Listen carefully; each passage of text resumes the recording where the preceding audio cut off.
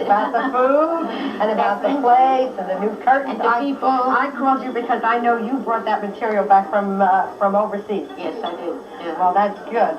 That's good. Tell me what you like best about the place. Well, I like the people. People are very nice. Steady customers? Steady customers. They come quite often. Yes. She said that too, that she has a lot of steady customers. Yes, they come especially Fridays, other days too, Sundays, Saturdays. Well, I noticed that you said something about the food. Music and the music and the food. Well, now that you mentioned the food, it might be a good idea if we get Hans, because I know what a fantastic cook he is, because I'm in love with German food. Especially with the sauerbraten and the kartoffeln. Yeah, that's my favorite. You know that.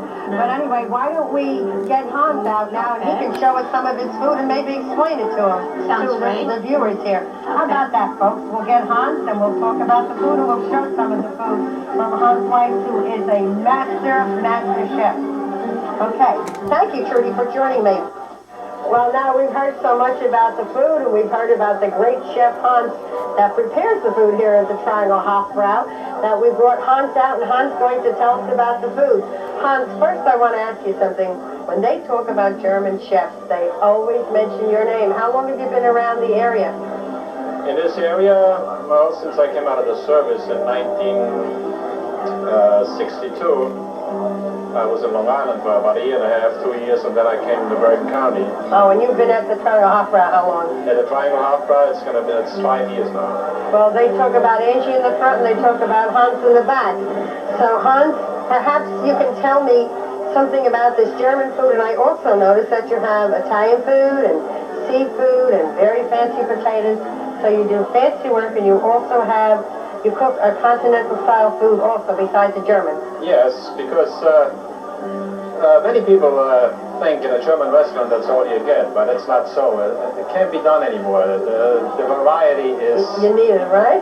Needed and is asked for. You know, you cannot just survive on sauerbraten and goulash. That's why you really have to mix up your dishes.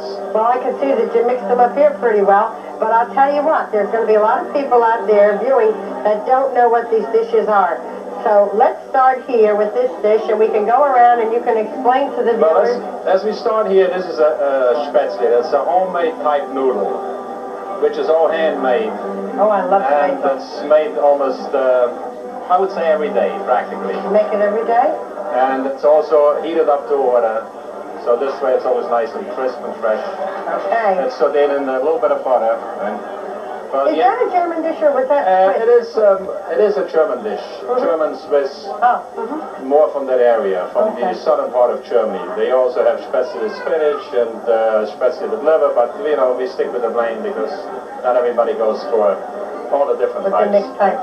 And the dish next to you is this is and the a very old German dish. It's called a rouladen. It's a type of a rolled up beef. It has pickles and bacon. Sweet pickle? What? Sweet pickle? No, that's a dill pickle. A dill pickle. Pickles, bacon, carrots, and onions. Also different spices, mustard. And first you pound out the meat, and then you roll it, then you braise it, and then you cook it for about 2 hours in secret sauce. It's not so secret, it's just a nice brown gravy. It's kind of like a German braciole. Right. Right? In other words, that's what it is. It's, and the potato pancakes? The potato pancakes also, it's always made from fresh potatoes. You know, there's a lot of stuff on the market which I don't go for it. I have my guys peeling the potatoes and grind them up myself. Everything fresh. And mix it up myself because the stuff on the market has too much preservative in there, which is a lot of people get sick from, like the MSG and so on. Well, that's very good for you people to know that, as long as it's fresh. Which you heard about so much, you know. Well, this is also light. Now, the dish next to you, has a particular name? This is, well, we used to call it the Oktoberblätter, but it's more or less of a house platter. It's a smoked pork chop, and there's a Bauernwurst and a Bratwurst, which is a what wurst? Bauernwurst. Bauernwurst. What's that made of? That's a farmer's sausage. It's pork and beef. Well, the other one is pork and veal, the white one. Right? And then it's always served with sauerkraut and choice of potatoes. Naturally, I put mashed potatoes on it because it's the most common thing what the Germans like the best. German mashed potatoes? That's it. And then you have red cabbage, which is also made here. You know, not out of the can. I buy my... You do? You make your own? No, I make my own. I buy my 50-pound bags of cabbage. That's great. Nobody does No, that. that's what I'm doing, you know. It maybe costs a little bit more at certain times, all depends of the market price, but that's also homemade. But that's probably why people come here, because they know it's homemade. You can see the homemade vegetables No, next then we to have it. the carrots. I also buy them in 50-pound bags, and they peel and cut on premises. Except the string beans, they're not grown on premises, they bought. But they are fresh. They're And fresh this string dish here, This is called a Jägerschnitzel. It's a type of veal cutlet. In other words, a Wiener Schnitzel is very famous in Germany, but this is a Jägerschnitzel that has no breading. It's just plain veal, sauteed in butter, and then you add your sauce and mushroom. yeah, I see the mushroom. And in many times it's either served with noodles, spätzle, or, you know, choice of potatoes, but most of the time people eat it veg spätzle. Okay, and now we go to my favorite.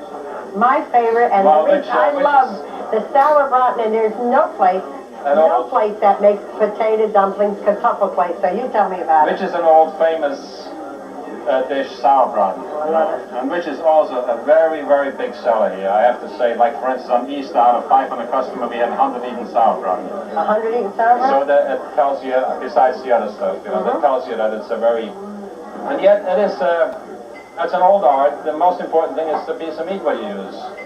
But it's always tender.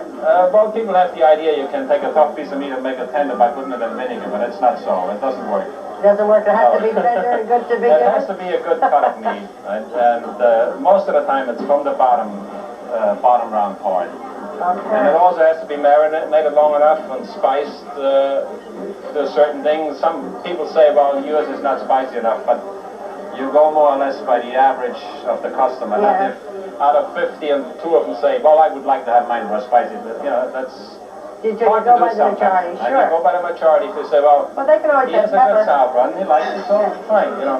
And I always say there's a little bit of salt and pepper on the table. If you want it more spicy, Mix it up. Now, next to the sauerbraten. well, the most important thing with the sauerbraten is the potato dumplings. What That's everybody, Well, what nobody everybody makes them like goes, you. right? Well, it's also made from fresh potatoes.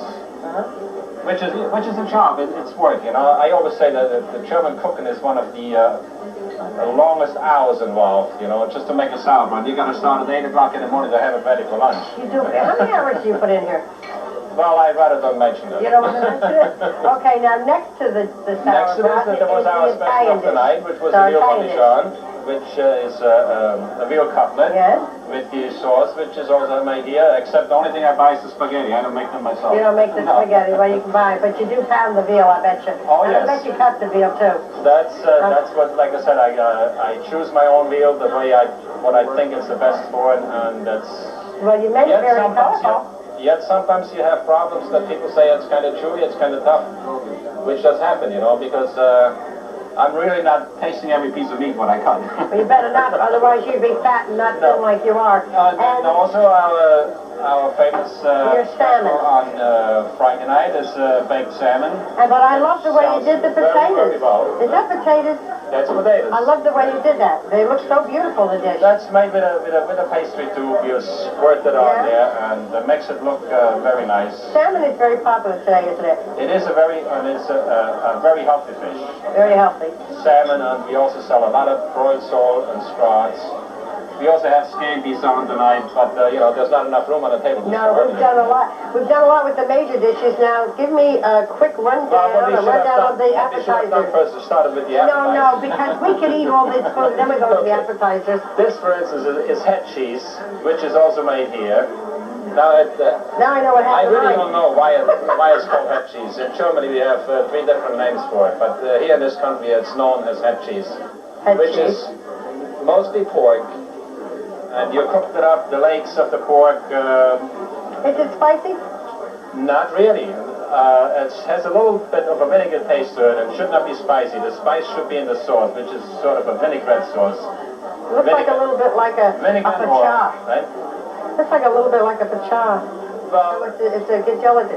Okay. that's what it is. Okay. It is cooked up and it will, from the ingredients of the pork and the bones and that, it will jello up, you know. Alright. You mix it up to make it colorful. And then we have stuffed And we also clams. have baked stuffed clams, And we which is have- a very... Naturally, you can be without shrimps. Shrimps is a very Shrimp? famous thing, and we use And- roughly 50 pounds a week. Wow. And herring? This is also a big selling item. It's Herring. herring and sour cream. and beans and the bean Well, this salad. is the salads, which we serve practically with every meal. We serve a salad. Now that I've filled up on the food, tell us about the dessert here, Hans. What do we have here? Well, we have homemade rice pudding. We have chocolate mousse, which is a very popular item here because it's light and tender. We have German chocolate cake. We have carrot cake. And what is this? We have spiced apples, which is very mild to digest. And then our most famous dessert is the apple strudel, which is also made by myself. You make that also? You Yeah. really are a 100% chef. Well, there's a lot of things I can learn yet, let me tell you. Which means you're a good chef, because a good chef says he always can learn. I want to thank you very much for being my guest. I want to thank you for showing us the food. And you know that I will be eating your sauerbraten and kartoffelplates and everything. And thank you very much. Okay, it's been a pleasure. It's been my pleasure. I hope we have many people who see us. Well, welcome back, Angie. I want to tell you something. It's been a great night. The food is great. The desserts, look at the desserts are wonderful. The place is busy. Please, and we've had a wonderful time. Tell me, how many people do you sit here? Approximately from 150 to 165. How about your party room? The most I can fit 50, 60 is fine. 50 to 60 people. How many days do you open? I'm open 6 days, from Tuesday to Sunday. What's the hours? Hours from 11 to 10 during the week, and on the weekends longer till 11. Till 11. Is the bar open longer? Or everything Yes, closed? as long as the people stay. As long as the people say the bar is open. Yes. And we are located on 23 South 23. Pequannock, New Jersey. Pequannock, New Jersey. Well, we've had a wonderful time. I want to thank you for having us. It's been wonderful, and I appreciate it, and we've loved it all. Thank you very much. Thank you very much. Thank you. Thank and you. thank you.